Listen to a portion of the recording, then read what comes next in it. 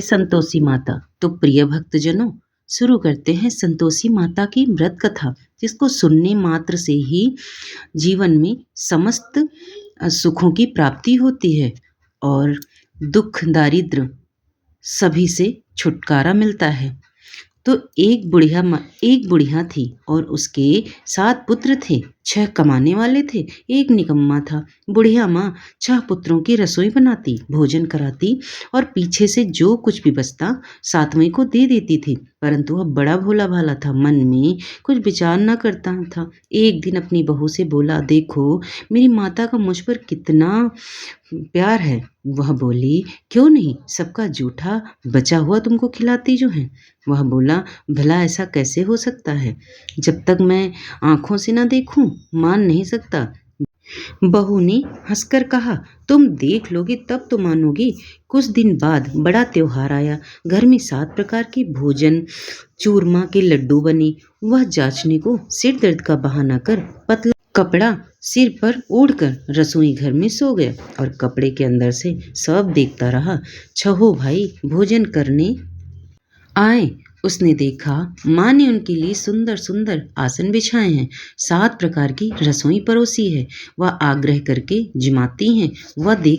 वह देखता रहा। छहो भाई भोजन कर उठे तब माता ने उनकी झूठी थालियों में से लड्डुओं के टुकड़ों को उठाया और एक लड्डू बनाया। जूठन साफ कर बुढ़िया माँ ने पुकारा, उठो बेटा, छहो भाई भोजन कर गए हैं, अब तू ही बाकी है, उठ ना, कब खाएगा। वह कहने लगा, माँ मुझे भोजन नहीं करना, मैं परदेश जा रहा हूँ।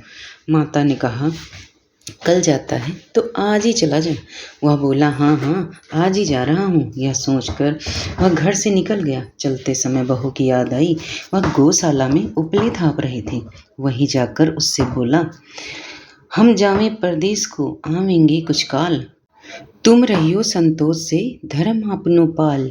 वह बोली, जाओ पिया आनंद से हमरो सोच हटाए, राम भरोसे हम रहें, ईश्वर तुम्हें सहाय, देव निशानी अपनी देखूं धरो में धीर, सुधि हमरी मति विसर्यो, रखियो मन गंभीर।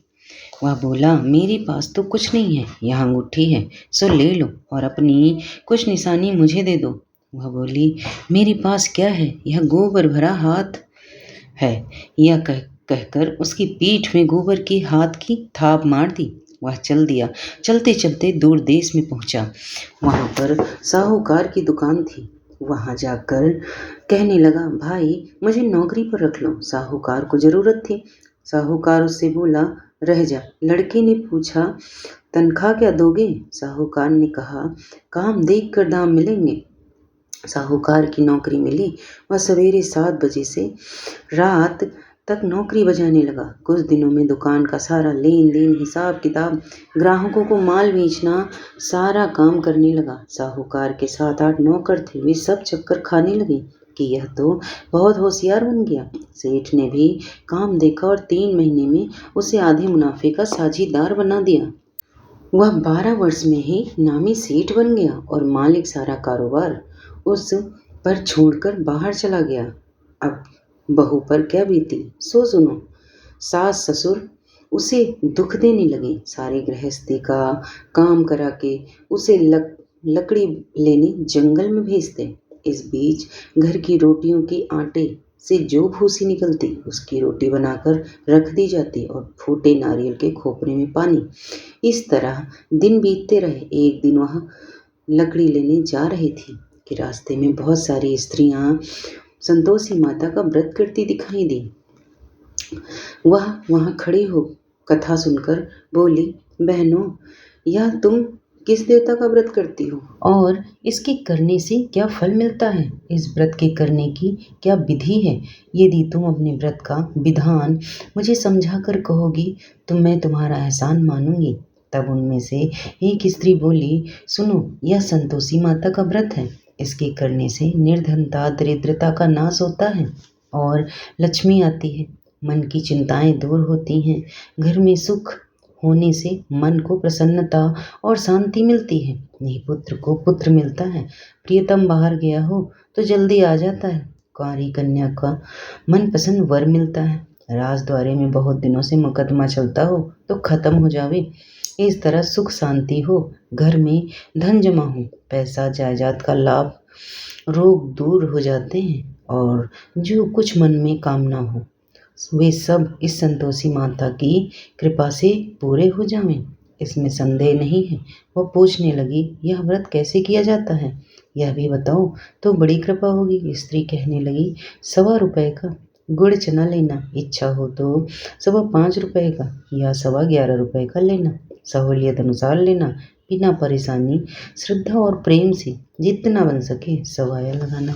1.25 से 5.25 तक, इससे भी ज़्यादा शक्ति और भक्ति के अनुसार लें। हर शुक्रवार को निराहार रह कथा कहना सुनना, इसके बीच क्रम ना टूटे, लगातार नियम पालन करना। सुनने वाला कोई ना मिले तो घी का दीपक जला उसके आगे जल के पात्र को रख तथा कहना, परंतु नियम न टूटे जब तक कार्य सिद्ध न हो। नियम पालन करना और कार्य सिद्ध हो जाने पर ही व्रत का उद्यापन करना। 3 मास में माता फल पूरा करती है। यदि किसी के खोटे ग्रह हो तो माता 1 वर्ष में अवश्य कार्य को सिद्ध करती है। कार्य सिद्ध होने पर ही उद्यापन करना चाहिए, बीच में नहीं। उद्यापन में 2.5 सेर आटे का खाजा, इसी परिणाम से खीर तथा चने का साग करना, 8 लड़कों को भोजन कराना, जहाँ तक मिले देवर जेठ भाई बंधु कुटुंब के लड़के लेना, ना मिले तो रिश्तेदारों और पड़ोसियों के लड़के बुलाना, उन्हें भोजन कराना, यथाशक्ति दक्षिणा दे माता का नियम पूर्ण करना। उस दिन घर में कोई खटाई ना खावे।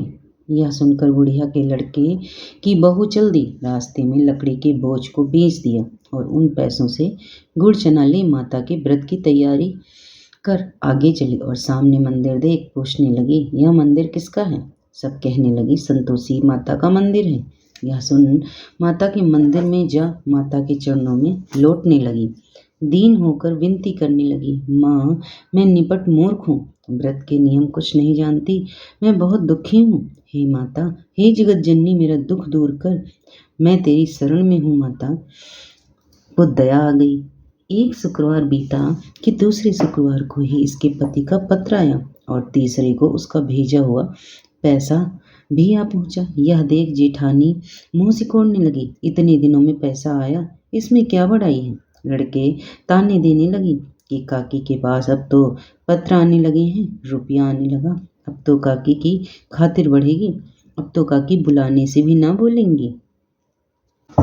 बेचारी सरलता से कहती, भैया पत्र आवे रुपया आवे तो हम सबके लिए अच्छा है। ऐसा कहकर आंखों में आंसू भरकर संतोषी माता के मंदिर में आकर मातेश्वरी के चरणों में गिरकर रोने लगी। माँ, मैंने तुमसे पैसा नहीं मांगा, मुझे पैसे से क्या काम है, मुझे तो अपने सुहाग से काम है, मैं तो अपने स्वामी के दर्शन और सेवा मांगती हूँ। तब माता ने प्रसन्न होकर कहा, जा बेटी, तेरा स्वामी आएगा। यह सुन खुशी से बावरी हो घर में जाकर काम करने लगी।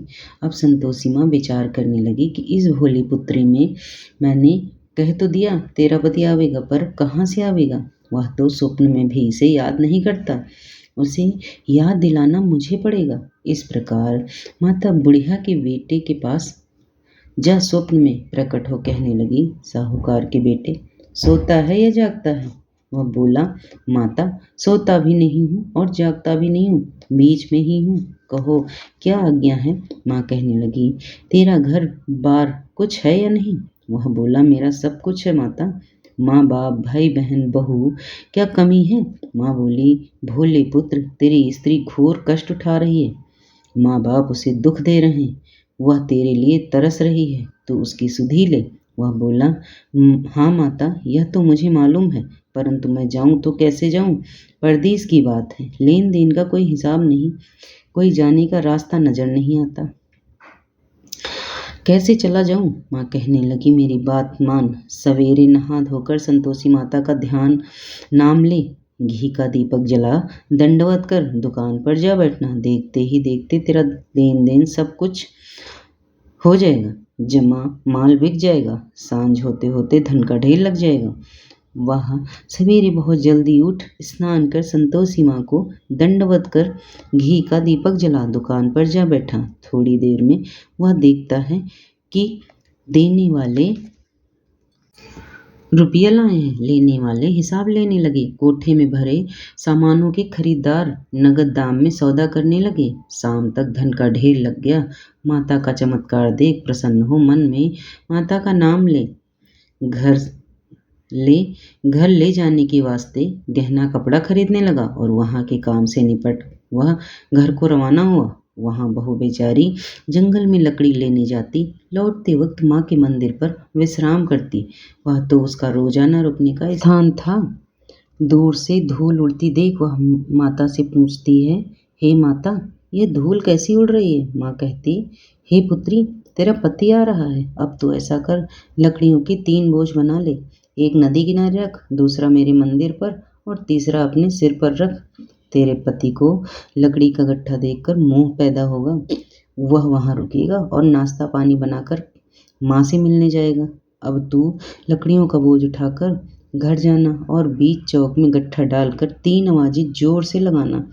लो सासू जी, लकड़ियों का गट्ठा लो, भूसी की रोटी दो, नारियल के खोपरे में पानी दो।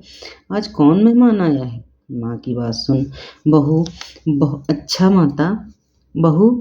अच्छा माता कहकर प्रसन्न हो लकड़ियों के 3 गट्ठे ले आई। एक दिन एक नदी तट पर एक माता के मंदिर पर रख। इतने में ही एक मुसाफिर आ पहुंचा। सूखी लकड़ियां देखकर उसकी इच्छा हुई कि अब यहीं विश्राम करें और भोजन बनाकर खाकर गांव जाएं। इस प्रकार भोजन बना, विश्राम कर वह गांव को गया। सबसे प्रेम से मिला। उसी समय बहू सिर पर लकड़ी का गट्ठा ले आती है। लकड़ी का भारी बोझ आंगन में डाल जोर से आवाज देती है, लो सासू जी, लकड़ी का गट्ठा लो, भूसी की रोटी दो, नारियल के खोपरे में पानी दो। आज कौन मेहमान आया है? यह सुनकर सास बाहर आकर अपने दिए हुए कष्टों को भुलाते हुए कहती है, बहू, ऐसा क्यों कहती है? तेरा मालिक ही तो आया है। आ बैठ, मीठा भात खा, भोजन कर, कपड़े गहने पहन। इतने में आवाज़ सुन उसका स्वामी बाहर आता है और अंगूठी देख व्याकुल हो माँ से पूछता है, माँ, यह कौन है? माँ कहती है, बेटा, ये तेरी बहू है। आज 12 वर्ष बीत गए तू जब से गया है। तब से ये सारे गांव में जानवरों की तरह भटकती फिरती है। काम काज घर का कुछ करती नहीं। 4 समय आकर खा जाती है। अब तुझे देखकर भूसी की रोटी और नारियल के खोपरे में पानी मांगती है। वह लज्जित हो बोला, ठीक है माँ, मैंने इसे भी देखा है और तुम्हें भी देखा है। अब मुझे दूसरे घर की ताले दो तो मैं उसमें रहूं। तब माँ बोली, ठीक है बेटा, तेरी जैसी मर्जी, कहकर ताले का गुच्छा पटक दिया। उसने ताला ले दूसरे कमरे में जा, तीसरी मंजिल के ऊपर था, खोलकर सारा सामान जमाया। एक दिन में ही वहां राजा के महल जैसा ठाट बाट बन गया। अब क्या था, वे दोनों सुखपूर्वक रहने लगे। इतने में अगला शुक्रवार आया। बहू ने अपने पति से कहा, मुझे माता का उद्यापन करना है। पति बोला, बहू, बहुत अच्छा, खुशी से करो। वह तुरंत ही उद्यापन की तैयारी करने लगी। जेठ के लड़कों को भोजन के लिए कहने गई। उसने मंजूर किया, परंतु पीछे से जेठानी अपनी बच्चों को सिखलाती है, देखो रे, भोजन के समय सब लोग खटाई मांगना, जिससे उसका उद्यापन पूरा न हो। लड़के जीमने आए, खीर पेट भर कर खाई, परंतु याद आते ही कहने लगे, हमें कुछ खटाई दो, खीर खाना हमें अच्छा नहीं लगता। खीर देखकर अरुचि पैदा होती है। बहू कहने लगी, खटाई किसी को नहीं दी जाएगी, यह तो संतोषी माता का प्रसाद है। लड़के उठ खड़े हुए बोले, पैसा लाओ। भोली बहू कुछ जानती नहीं थी, सो उन्हें पैसे दे दिए। लड़के उसी समय जा कर के इमली खाने लगे। यह देखकर बहू पर संतोषी माता ने कोप किया। राजा के दूत उसके पति को पकड़ कर ले गए। जेठ जेठानी मनमानी खोटे वचन कहने लगे, लूट लूट कर धन इकट्ठा कर लाया है, सो राजा के दूत पकड़ कर ले गए। अब सब मालूम पड़ जाएगा जब जेल की हवा खाएगा। यह वचन सह नहीं हुए। रोती रोती माता के मंदिर में गई। हे माता, तुमने यह क्या किया? हंसाकर अब क्यों रुलाने लगी? माता बोली, पुत्री, तूने उद्यापन करके मेरा व्रत भंग किया है, इतनी जल्दी सब बातें भुला दी। वह कहने लगी, माता, भूली तो नहीं हूँ, ना कुछ अपराध किया है। तुझे तो लड़कों ने भूल में डाल दिया, मैंने भूल से उन्हें पैसे दे दिए। तुझे क्षमा कर दो, मुझे क्षमा कर दो माँ। माँ बोली, ऐसी भी कहीं भूल होती है? वह बोली, माँ, मुझे माफ़ कर दो, मैं फिर तुम्हारा उद्यापन करूँगी। माँ बोली, अब भूल मत करना। वह बोली, अब ना होगी। माँ, अब बतलाओ, अब वह कैसे आवेंगे? माँ बोली, जा पुत्री, तेरा पति रास्ते में ही आता मिलेगा। वह घर को चली, राह में पति आता मिला। उसने पूछा, तुम कहाँ गए थे? तब वह कहने लगा, इतना धन कमाया है, उसका टैक्स राजा ने मांगा था, वह भरने गया था। वह प्रसन्न हो बोली, भला हुआ, अब घर चलो। कुछ दिन बाद फिर शुक्रवार आया। वह बोली, मुझे माता का उद्यापन करना है। पति ने कहा, करो, और फिर जेठ के लड़कों से भोजन को कहने गई। जेठानी ने तो एक दो बातें सुनाई और लड़कों को सिखा दिया। तुम पहले ही खटाई मांगना। लड़के कहने लगे, हमें खीर नहीं भाता जी, बिगड़ता है, कुछ खटाई खाने को दो। वह बोली, खटाई खाने को नहीं मिलेगी, खाना हो तो खाओ। वह ब्राह्मणों के लड़कों को लाकर भोजन कराने लगी। यथाशक्ति दक्षिणा की जगह एक एक फल उन्हें दिया। इससे संतोषी माता प्रसन्न हुई। माता की कृपा होते ही 9वें मास उसको चंद्रमा के समान सुंदर पुत्र प्राप्त हुआ। पुत्र को लेकर प्रतिदिन माता जी के मंदिर जाने लगी। माँ ने सोचा, यह रोज आती है, आज क्यों न मैं इसके घर चलूं, इसका आसरा देखूं तो सही। यह विचार कर माता ने भयानक रूप बनाया। गुड़ और चने से सना मुंह, ऊपर सूंड के समान होठ, उस पर मक्खियां भिनभिना रही थी। दहलीज में पांव रखते ही उसकी सास चिल्लाई, देखो रे, कोई चुड़ैल आ रही है, लड़कों, इसे भगाओ नहीं तो किसी को खा जाएगी। लड़के डरने लगे और चिल्लाकर खिड़की बंद करने लगे। छोटी बहू रोशनदान में से देख रही थी। प्रसन्नता से पगली होकर चिल्लाने लगी, आज मेरी माताजी मेरे घर आई हैं। यह कहकर बच्ची को दूध पिलाने से हटाती हैं। इतने में सास को क्रोध फूट पड़ा। बोली, अरे इसे देखकर कैसी उतावली हुई है, जो बच्चे को पटक दिया। इतने में माँ के प्रताप से जहाँ देखो वहीं लड़के ही लड़के नजर आने लगे। वह बोली, माँ जी, मैं जिनका व्रत करती हूँ, यह वही संतोषी माता हैं। इतना कहे झट से सारे घर के किवाड़ खोल दिए। सबने माता के चरण पकड़ लिए और विनती कर कहने लगे, हे माता, व्रत भंग कर हमने बहुत बड़ा अपराध किया है। हे माता, आप हमारा अपराध क्षमा करें। इस प्रकार माता प्रसन्न हुई और माता ने बहू को जैसा फल दिया वैसे ही सबको दे। जो पढ़े उसकी सभी मनोकामनाएं पूर्ण हों। प्रिय भक्तजनों, आप सुनते हैं संतोषी माता की आरती। जय संतोषी माता मैया, जय संतोषी माता, अपने सेवक जन की सुख संपत्ति दाता। मैया जय संतोषी माता, सुंदर चीर सुनहरी मैया धारण कीन्हो। हीरा पन्ना दमके तन सिंगार लीन्हो। मैया जय संतोषी माई, स्वर्ण सिंहासन बैठी। चंवर ढोरे प्यारे मैया, चंवर ढोरे प्यारे, धूप दीप नैवेद्य मेवा भोग धरे न्यारे। मैया जय संतोषी माई, गुड़ अरु चना परम प्रियता में संतोष क्यों। संतोषी कहलाई भक्तन वैभुदियों। मैया जय संतोषी माई, शुक्रवार प्रिय मानत आज दिवस सोही।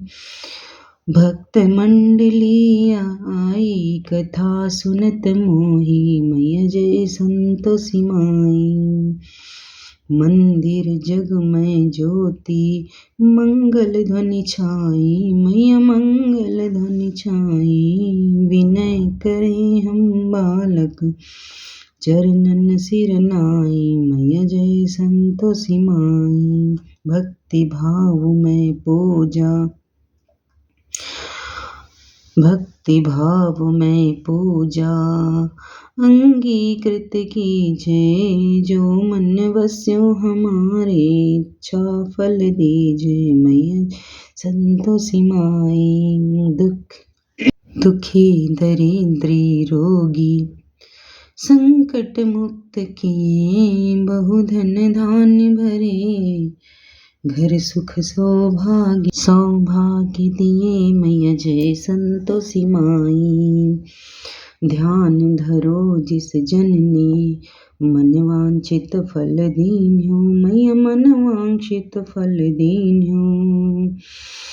पूजा कथा श्रवण कर, घर आनंद आयो। मैया जय संतोषी माई। शरण गहे केरी लंजा, रखियो जगदम्बे। माता रखियो जगदम्बे, संकट तुम ही निवारो, दयामयी मां अम्बे। मैया जय संतोषी माई। संतोषी माँ की आरती जो कोई नर गावे, रिद्धि सिद्धि सब सुख संपत्ति जी भर के आवे। जय संतोषी माई, माता जय संतोषी माई। तो प्रिय भक्तजनों, संतोषी माता ने जैसे बहू की मनोकामनाएं पूर्ण की, सभी दुख दारिद्र हरे, उसी तरह सुनने सुनाने वाले सभी के संकटों को दूर कर सुख संपत्ति उनके घर में निवास करें। तो प्रिय भक्तजनों, अगर कहानी पसंद आई है, अच्छी लगी